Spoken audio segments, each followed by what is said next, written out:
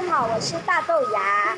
我红眼病已经好的差不多了，不过还是有点红，不知道为什么我就好的比较慢，可能是体质比较差吧。刚刚一下子下大雨了，又出太阳又下大雨了，下的特别突然。然后现在雨快要停了。我现在正在超市的门口，大家可以听到这边有音乐在唱，比较吵。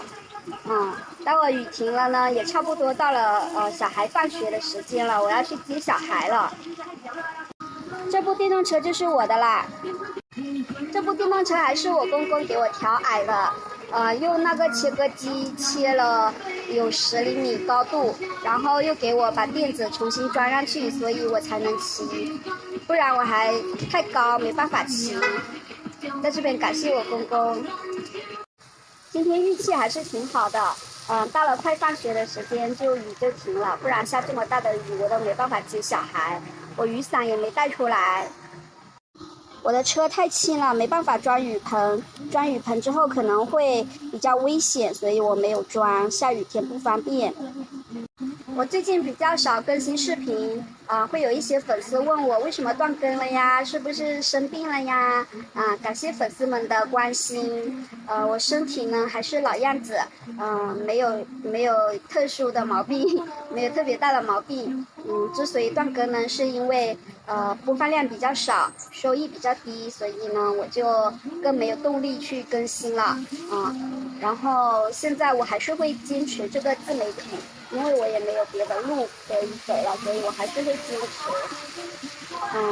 我会努力想出新的灵感、新的话题跟大家交流，会拍出更好的视频。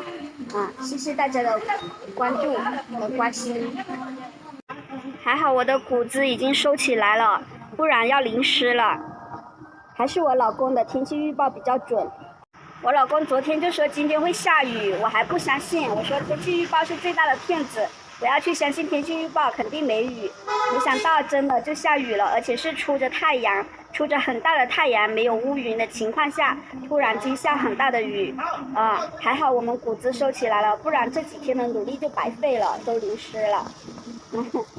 回家要好好表扬一下老公，还要问他那天气预报是哪里看来的。看下太阳雨了，现在又出太阳了，雨停了，我来去接小孩了，一点雨也没有了，这天气真的是算准了放学时间了吧？我运气也太好了。垫子湿了，我得用面巾纸擦呀。